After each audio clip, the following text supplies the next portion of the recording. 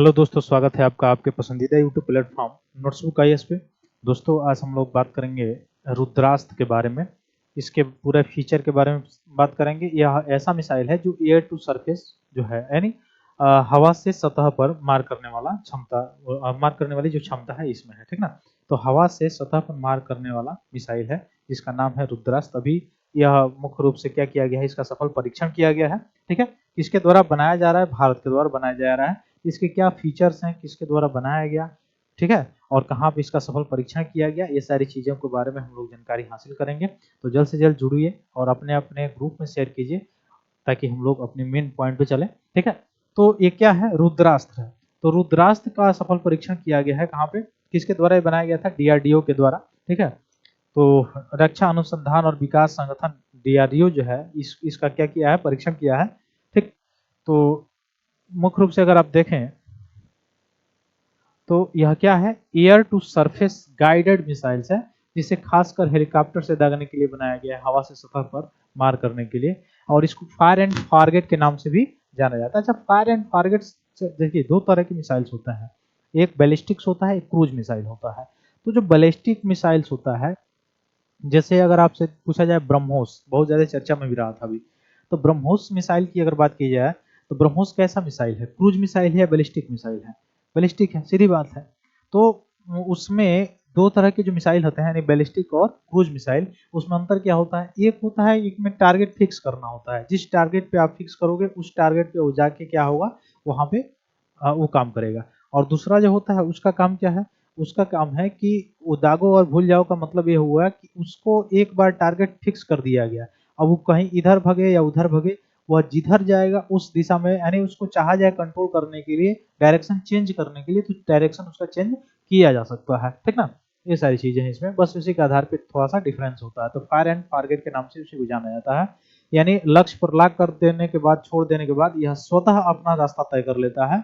अब इसे किसके द्वारा बनाया है? HAL रुद्रा, और भविष्य में लाइट कॉम्बैट हेलीकॉप्टर LACH जो है इसमें तैनात किया है। तो वायुसेना की जो हेलीकॉप्टर है HAL हाल रुद्रा, और एक लाइट कॉम्बैक्ट हेलीकॉप्टर है LCH, उसमें इसको तैनात किया जाएगा, ठीक है। Rudra's air to surface missile, ठीक ना। तो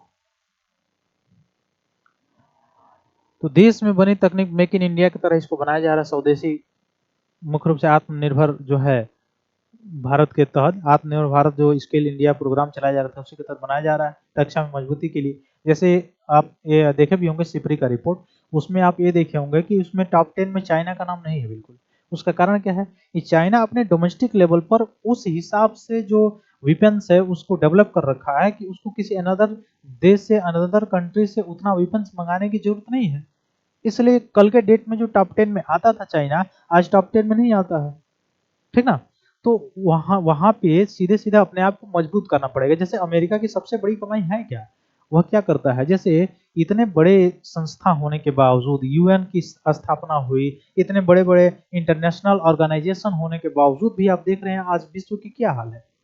कहीं भी शांति है? कहीं भी नहीं है।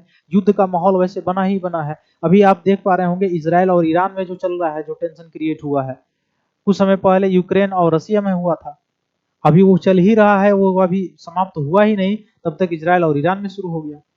तो ये कहाँ, ये जितने भी इंटरनेशनल ऑर्गेनाइजेशंस हैं, जिस उद्देश्य के लिए इनको बनाया गया था, वह उद्देश्य फुलफिल होता हुआ दिखाई नहीं दे रहा। उसका कहीं ना कहीं पीछे कई कारण है। जो यूएसए है, यूएसए का काम ही क्या है? कहीं पे जहां पे कॉन्फ्लिक्ट होता है वहां पे वो अपने हथियारों को बेचता है, सीधी बात है।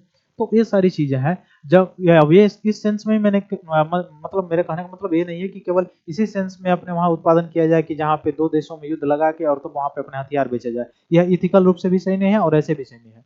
लेकिन अगर आपको किसी कहीं से, अगर आपको बचना है, सुरक्षित रहना है, तो क्या करना पड़ेगा? अपनी अपने अंदर क्या होना पड़ता है? मजबूती लाना पड़ता है। उस मजबूती को लाने के लिए, अपने रक्षा जो चीजें हैं उसको मजबूत करने के लिए, स्ट्रांग करने के लिए, यह स्वदेशी रूप से डेवलप करना भी जरूरी है, ताकि इकोनॉमिक में भी बूस्ट कर सके, है ना।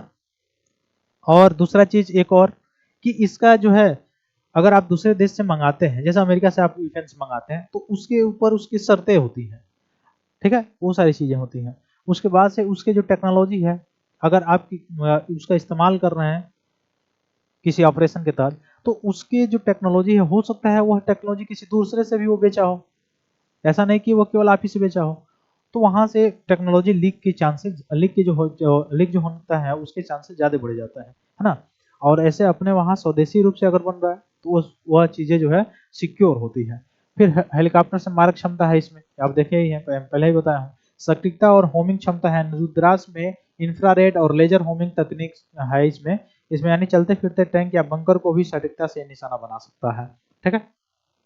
उसके बाद से रणनीतिक लाभ मैं पहले ही बताया हूँ क्या है। फिर एक्सपोर्ट की संभावना है इसमें, यानी इसमें जो है मुख्य रूप से क्या होगा, निर्यात भी बढ़ेगा आने वाले समय में। तो ये सारी चीजें थी जो बतानी थी। फिर मिलेंगे हम लोग अपने अगली क्लास में, तब तक के लिए बहुत बहुत धन्यवाद दोस्तों। जय हिंद।